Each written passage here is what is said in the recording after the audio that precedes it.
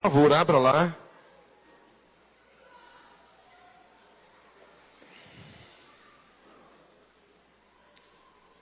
Êxodo capítulo 12.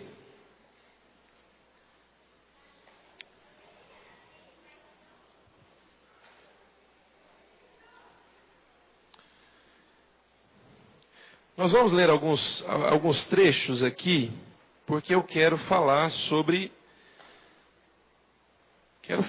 a Páscoa. Na verdade, eu iria pregar outra palavra hoje, algo que Deus colocou no meu coração quando eu estava lá na Índia. Mas eu acho que é necessário falar disso hoje. E no domingo que vem, Deus vai nos dar graça para ministrar isso que está no meu coração. Êxodo capítulo 12, versículo 1. Todos encontraram? Amém? Amém. Então, diz assim, ó. O Senhor disse a Moisés e a Arão no Egito: Este deverá ser o primeiro mês do ano para vocês. Digam a toda a comunidade de Israel que no 10º dia deste mês todo homem deverá separar um cordeiro. Repita comigo, cordeiro. Bem forte, cordeiro. Todo homem deverá separar um cordeiro ou cabrito para a sua família, um para cada casa. Se a família for pequena demais para um animal inteiro, deve dividi-lo com seu vizinho mais próximo, conforme o número de pessoas e conforme o que cada um puder comer. O animal escolhido será um macho de 1 ano sem defeito e pode ser cordeiro ou cabrito. Guardem-no até o 14º dia do mês, quando toda a comunidade de Israel irá sacrificá-lo ao pôr do sol. Repete assim comigo, sacrifício. Bem forte, sacrifício. Cordeiro. Mais forte, cordeiro, sacrifício. Passem, versículo 7, passem então, presta bem atenção aqui, ó. Passem então um pouco do sangue nas laterais e nas vigas superiores das portas das casas, nas quais vocês comerão o animal. Agora vamos para o versículo 12, versículo 12, no mesmo capítulo. Naquela mesma noite, passarei pelo Egito e matarei todos os primogênitos, tanto dos homens como dos animais, e executarei juízo sobre todos os deuses do Egito. Eu sou o Senhor. O sangue será um sinal para indicar as casas em que vocês estiverem. Quando eu vir o sangue, passarei adiante. A praga da destruição não os atingirá quando eu ferir o Egito. Este dia será um memorial que vocês e todos os seus descendentes celebrarão como festa ao Senhor. Celebrem-no como decreto perpétuo. Agora, o 26, versículo 26 do mesmo capítulo. Quando os seus filhos lhes perguntarem o que significa essa cerimônia. Que cerimônia, irmãos? Essa cerimônia de sacrificar o cordeiro, comer todos juntos, passar o sangue nas vigas superiores e nos umbrais. Então, quando os seus filhos lhe perguntarem o que significam esta cerimônia, respondam-lhes: é o sacrifício da Páscoa ao Senhor que passou sobre as casas dos israelitas no Egito e poupou nossas casas quando matou os egípcios. Então o povo curvou-se em adoração. Amém? Aqui começa a celebração da Páscoa. A Páscoa é instituída aqui. Às vezes você, como eu, já se perguntou, de onde veio essa celebração da Páscoa? Daqui. Ela começou aqui, nesse texto que nós lemos. O povo eles ainda não tinham saído do Egito. E já havia acontecido 9 pragas. E essa seria a 10ª praga e a mais, vamos dizer assim, a mais violenta. A Bíblia diz que nessa praga o Senhor mataria o primogênito de todos os homens no Egito e também o primogênito de todos os animais, em toda a terra do Egito. Agora, os israelitas estavam na terra do Egito. Então quer dizer, imagina você morando lá. Quem é o seu filho primogênito? O meu é o Gabriel. Meu Deus, vou perder o Gabriel. Estão entendendo? Essa seria a praga. Mas o Senhor pediu para que os israelitas separassem um cordeiro, sacrificassem ele ao pôr do sol, no 14º dia do mês, daquele mês, e eles deveriam pegar esse cordeiro, assá-lo com ervas amargas e comer ali. Se um cordeiro fosse demais para uma família, então poderia convidar os vizinhos, enfim, quantos forem necessários para comer um cordeiro. O sangue desse cordeiro deveria ser passado nas vigas superiores e nos umbrais. Então, quando o anjo destruidor viesse passando e visse o sinal do sangue, repete assim comigo, sinal de sangue. Repete assim comigo, sinal do sangue. Então, quando o anjo visse o sinal do sangue naquela casa, o anjo não atacaria aquela casa. Ele passaria adiante. Todos os israelitas fizeram isso. Nenhum primogênito deles morreu. Agora, olha só. O sangue que desviou deles a ira de Deus. Olha que interessante. O sangue de um cordeiro que desviou daquela família, daquela casa, a ira de Deus. Eu quero dizer uma coisa, meu irmão. O sangue de Jesus desvia de você a maldição e a ira de Deus por causa do pecado. Eu fico assim, talvez não na carne, mas eu fico triste quando eu ouço um crente dizendo, crente mesmo, Senhor Jesus, que é preciso tomar cuidado com maldição, porque se alguém fizer um trabalho de macumba para você, você vai ser amaldiçoado e tem que jejuar e orar e pá, senão você vai cair doente. Querido, eu quero dizer que o sangue de Jesus sobre você te livra de toda maldição. Não há maldição na vida daquele cujo está o sangue de Jesus. Amém, querido? Amém, querido? Amém, irmãos? Agora, de onde surgiu o coelho da Páscoa? Aonde que o ovo de Páscoa entra aqui? Aonde que o coelhinho que sai distribuindo ovos, e é uma coisa interessante, porque eu tive tantas aulas de biologia e eu não sabia que coelho botava ovo.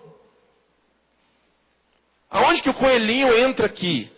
Deixa eu te explicar. Na antiguidade havia uma entidade que eles chamavam de Deus, assim como os indianos chamam o rio Ganges de deusa Ganga, ou tantos outros milhares de entidades eles chamam de deuses. Havia uma deusa adorada pelos sidônios e também pelos povos nórdicos, chamada Eostre. Essa deusa, ela tinha um animal favorito, que era uma lebre, não um coelho. Era uma lebre. De onde eu tirei essas informações? Eu tirei as informações de um site na internet, a Wikipédia, a enciclopédia. É de confiança, não é cristão, porque se fosse cristão, poderia ser tendencioso. Mas são fatos históricos, ali é história mesmo. E conta-se uma lenda muito ridícula, eu vou contar aqui para você saber, mas é ridícula. Que essa deusa encantava as crianças com magia. Então ela divertia as crianças com magia. E ela atraía multidão de crianças fazendo magias. E no exato momento que ela estava encantando e divertindo essas crianças, passa um pássaro. E ela transforma esse pássaro numa lebre, o animal favorito dela. Essa lebre fica ali com ela, com as crianças, durante toda a primavera. No final, essa deusa, Eostre, ela novamente transforma a lebre numa ave. Ela devolve para a ave a característica natural dela. E essa ave fica tão feliz que sai pelo mundo inteiro distribuindo ovos coloridos. Os sidônios adoravam essa entidade e celebravam essa entidade, a deusa Eostre. Quando você colocar lá na internet, Eostre, ou deusa Eostre, você vai ver algumas coisas muito interessantes, alguns links muito interessantes, como o Wicca. Quase já ouviram falar de Wicca? Quase já ouviram falar? O Wicca é bruxaria pesada. E mais vários sites de ocultismo. Olha para você ver aonde a coisa vai ligando. E ela muda de nome conforme... ela muda de nome, por exemplo, na Wicca, ela é outra deusa com outro nome. Estão entendendo? E aí você vai para outra linha do ocultismo, é outra deusa com outro nome. Mas ela sempre é representada segurando um ovo colorido com uma lebre do lado. As sacerdotisas dessa deusa, elas tinham o costume de sacrificar em adoração a essa deusa uma lebre. Então elas sacrificavam a lebre. Quando a lebre já estava morta, ela abria a barriga da lebre e expunha as entranhas, as vísceras.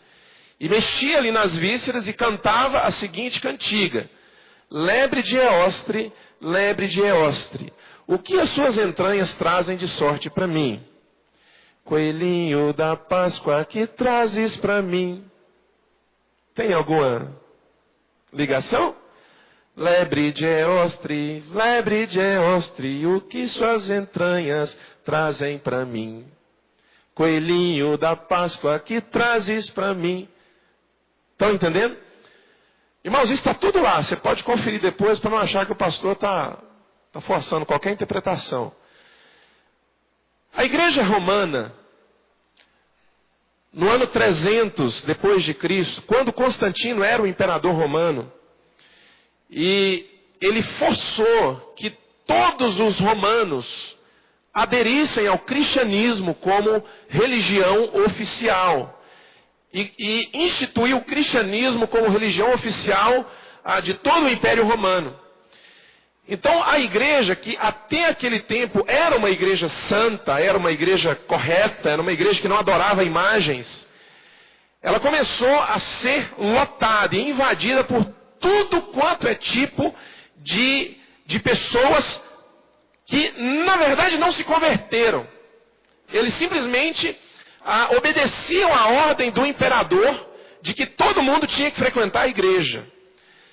Só que quando não se converte ao Senhor, começa-se a querer praticar-se dentro da igreja coisas que você praticava lá fora.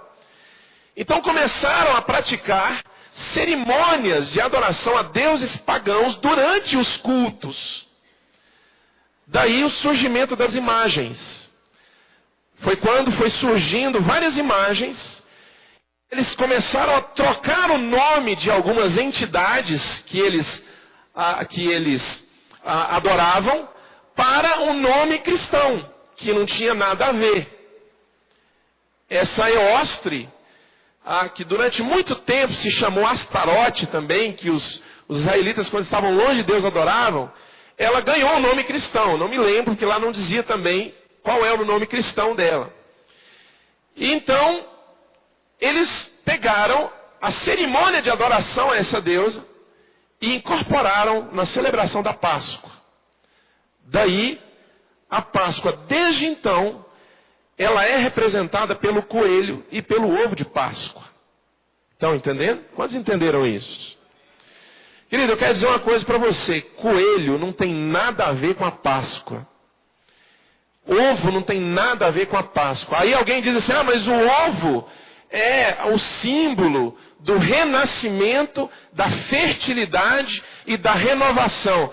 Essa deusa era considerada a deusa da fertilidade, do renascimento e da renovação. Está escrito lá. Os gregos a chamavam de... Meu Deus... Afrodite, que era considerada a deusa do amor, junto com Eros. Exatamente, Afrodite. A deusa erótica, deusa da fertilidade. Os rituais de adoração a essa deusa eram regados de orgias. Estão entendendo? Por isso que se diz que o ovo representa a fertilidade. Tudo vem dessa deusa. Páscoa não tem nada a ver com isso. Ele está falando do coelho da Playboy, né? Eu nunca tinha imaginado que pudesse ter alguma relação. Talvez tenha, né? É bem provável que tenha. A Páscoa foi instituída aqui. E esse cordeiro que foi sacrificado aqui, ele foi sacrificado aqui, ele era sacrificado, e o Senhor pediu para que ele fosse sacrificado, para que o sangue dele servisse como um sinal, para que o anjo destruidor não atacasse aquela casa, levando o primogênito. A palavra Páscoa no hebraico significa passar sobre. É uma referência ao anjo do Senhor passando sobre aquela casa e vendo o sinal, o sangue de Jesus ali. Amém, querido? Vamos agora aqui para o Evangelho de Lucas. Abre lá, por favor. Lucas, no capítulo 22, versículo 7. Lucas 22, 7.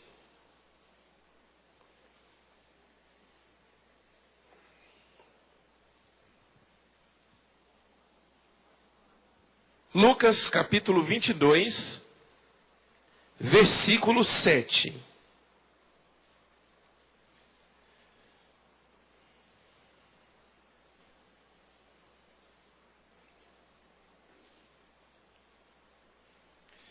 Então ele diz assim, olha: finalmente chegou o dia dos pães sem fermento, no qual deveria ser sacrificado o cordeiro pascual. Era Páscoa. Aqui era Páscoa, isso era uma sexta-feira. Jesus iria ser preso aqui nesse dia, e ele iria ser condenado e morto aqui nesse dia. Perdão, aqui era quinta-feira à noite. Então, porque Jesus é preso durante a madrugada, ali durante o dia na sexta ele é julgado, condenado, e por volta das 3 horas da tarde Jesus é crucificado. Então aqui era uma quinta-feira à noite. Provavelmente. Versículo 8 de Lucas 22. Jesus enviou Pedro e João dizendo: vão preparar a refeição da Páscoa. Que refeição que era essa, irmãos? Aquela que foi instituída lá em Êxodo 12. Todos os anos eles comemoravam. Aqui já tem muitos e muitos anos que eles saíram do Egito. Não vou arriscar dizer quantos, mas são muitos anos. Várias gerações se passaram. Todos os anos eles comemoravam. Aquele cordeiro, irmãos, ele era profético, porque ele falava da vinda do Filho de Deus, Jesus Cristo, que seria sacrificado, o sangue dele seria derramado, e pela fé, esse sangue nos cobriria e seria um sinal da parte de Deus na nossa vida, que na nossa vida não haveria mais pecado e nem condenação alguma. Amém? Amém, irmãos? Versículo 9. Onde queres que a preparemos? Perguntaram eles. Jesus respondeu: ao entrarem na cidade, vocês encontrarão um homem carregando um pote de água. Sigam-no até a casa em que ele entrar. E digam ao dono da casa: o mestre pergunta, onde é o salão de hóspedes no qual poderei comer a Páscoa com os meus discípulos?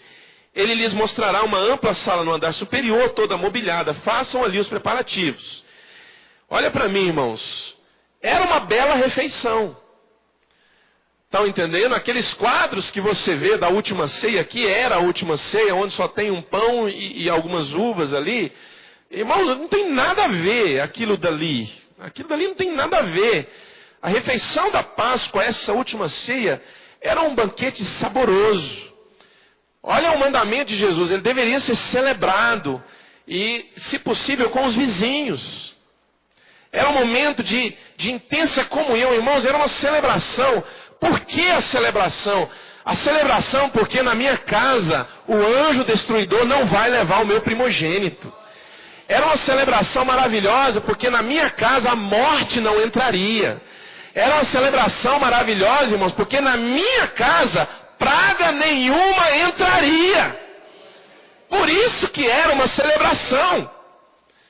Enquanto que na casa daqueles que não criam e dos egípcios que forçavam a escravidão daquele povo, na casa daquele cuja os umbrais estavam marcados pelo sangue, praga nenhuma chegaria. Meu irmão, se você está coberto pelo sangue de Jesus, pela fé, praga nenhuma chegará na sua casa, na sua tenda.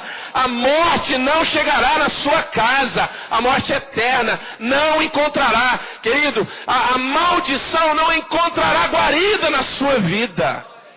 Por causa do quê? Por causa do sangue de Jesus. Pastor, e o macumbeiro fazendo macumba? Meu querido, a macumba com você não vai funcionar. Por causa do sangue de Jesus.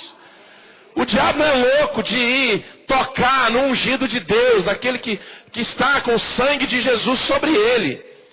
Mas agora o irmão vive no pecado, na desobediência. Aí, querido, já é outra história. Então você não está coberto pelo sangue de Jesus. Porque aquele que está em Cristo é uma nova criatura. As coisas velhas já ficaram para trás e tudo se fez novo na vida dele. É uma nova vida, é um novo caminhar, são novos padrões, é uma nova filosofia. Agora, não é mais você viver segundo aquilo que o mundo diz e aquilo que o mundo dita. Agora é a minha mente sendo renovada, dia após dia, pela presença de Deus, pela adoração a Jesus. Pela meditação na palavra, é a minha mente. Rogo-vos, pois, irmãos, que vos apresenteis como sacrifício vivo, santo e agradável, que é o vosso culto racional, e não vos conformeis com este século, mas transformai-vos pela renovação da vossa mente, para que experimenteis qual seja a boa, agradável e perfeita vontade de Deus. Olha que coisa maravilhosa, irmãos. Quando você é coberto pelo sangue de Jesus, pela fé, quando você crê no Senhor, quando você recebe a Jesus como seu Senhor e Salvador, o sangue do Cordeiro, ele é derramado sobre a sua vida. Ele lava os seus pecados. Ele purifica a sua alma. Ele purifica a sua vida. Ele sara as suas feridas. Ele faz de você uma nova criatura. Há uma marca nos seus umbrais agora. Uma marca de sangue. Uma marca de sangue. O sangue do Cordeiro. De Jesus. Quantos estão entendendo? Amém? Versículo 13. Eles saíram e encontraram tudo como Jesus lhes tinha dito. Então prepararam a Páscoa. Quando chegou a hora, Jesus e os seus apóstolos reclinaram-se à mesa. E lhes disse: desejei ansiosamente comer esta Páscoa com vocês antes de sofrer. Olha, Jesus, ele ia sofrer. Entendeu? Ali ele já estava, ele estava ali há horas do sofrimento. Pois eu lhes digo, não comerei dela novamente até que se cumpra no reino de Deus. Olha só agora, recebendo um cálice, ele deu graças e disse: tomem isto e partilhem uns com os outros. Jesus recebe um cálice. O que tinha nesse cálice? Vinho. Não, pastor, era suco de uva. Não, meu irmão, era vinho. Pastor, era suco de uva, não fala isso. Meu irmão, era vinho que tinha lá. A Bíblia está dizendo, não vou mudar o que a Bíblia diz. Ele recebe uma taça de vinho. Não era uma taça pequena, uma taça grande. Ele entrega para os discípulos e diz assim: partilhem, compartilhem. Esse é o meu sangue. Olha o que Jesus diz. Esse é o meu sangue. O sangue da nova aliança. Repete assim comigo: sangue da nova aliança. Mais uma vez, sangue da nova aliança. Este é o sangue da nova aliança, que é derramado em favor de vocês. Bebam dele. Que coisa mais linda, irmãos. 17. Recebendo um cálice, ele deu graça e disse: tomem isso e partilhem uns com os outros. Pois eu lhes digo que não beberei outra vez do fruto da videira até que venha o reino de Deus. Tomando o pão, deu graças, partiu e deu aos seus discípulos, dizendo: isto é o meu corpo dado em favor de vocês. Façam isto em memória de mim. Da mesma forma, depois da ceia, tomou o cálice, dizendo: este cálice é a nova aliança no meu sangue derramado em favor de vocês. Agora, aquele cordeiro que era sacrificado lá no Êxodo, no tempo de Moisés, que significaria ali que naquela casa o anjo destruidor não poderia tocar. Aquele cordeiro ali, um animal, um macho adulto, tinha lá quantos anos ele tinha que ter, não poderia ter defeito nenhum. Aquilo dali, irmãos, falava sobre Jesus. Ele falava sobre um sacrifício maior. Ele falava sobre o sacrifício eterno, supremo, único e eficiente, de uma vez por todas, que milênios depois viria a acontecer. Isso era o que aquele cordeiro representava. Então agora ali no momento daquela celebração ali com os seus discípulos, algo acontece. O que, em outras palavras, de uma maneira simples, para você entender, para eu entender também, o que acontece ali, naquele momento em que, com certeza, o cordeiro pascal estava ali, aquele cordeiro que era sacrificado estava ali. Então eles estavam comendo carne, a carne do cordeiro, estavam comendo pão, eles estavam bebendo vinho. Então, Jesus estava, em outras palavras, dizendo assim: a partir de agora, não é mais o sangue de um cordeiro como sinal nos umbrais das casas de vocês. Agora é o sangue do Filho de Deus. Estão entendendo, irmãos? Agora esse sangue, o sangue do Filho de Deus, ele não é apenas um sinal. Ele não é apenas um sinal para que a maldição não entre ali. Ele é sim um sinal para que a maldição não entre ali, mas ele também é algo que vai purificar você de todos os seus pecados. Ele vai purificar você de todos os seus pecados e de tudo aquilo que o pecado um dia causou na sua vida. As feridas que ele causou, as amarguras que ele causou. Querido, eu quero dizer para você uma coisa, em nome do Senhor Jesus: quando você recebe a Jesus, o sangue de Jesus cura você, não apenas espiritualmente, mas ele cura também as suas emoções. Ele cura aqui, ó. Aonde doía não vai doer mais. E eu sei do que eu estou falando, viu, irmãos? Aonde doía não vai mais doer, por causa do sangue de Jesus. Ele agora me purifica. Lembra daquela cena, a mulher jogando oferendas para a deusa Ganga? Lembra daquela cena onde aqueles homens estavam se banhando no rio Ganges? Porque eles creem que pelo menos uma vez por ano ele tem que ir lá no rio Ganges e fazer o banho cerimonial, o banho para se purificar de seus pecados. Irmãos, ele sai mais sujo do que entrou. Porque o que tem de bactéria naquela água não é brincadeira. Irmãos, a coisa ali é tão feia, e o peso espiritual naquele lugar ali é tão horroroso, que se um estrangeiro se arriscar a beber a água daquele rio, ele vai cair doente, por causa de tanta bactéria que tem naquele lugar. Ali onde aquela mulher estava jogando aquelas flores, normalmente se tem cadáveres boiando ali. Aqueles que não são cremados, de acordo com a crença hindu, alguns não podem ser cremados. Quem morreu vítima de picada de cobra não pode ser cremado, porque a cobra é um animal sagrado. Então joga-se inteiro dentro do rio. E o cadáver fica ali, apodrecendo. Eu já mostrei fotos para vocês. Mostrei fotos de cães comendo cadáveres ali. Agora, irmãos, quando o indiano bebe aquela água, não acontece nada com ele. Olha só para você ver.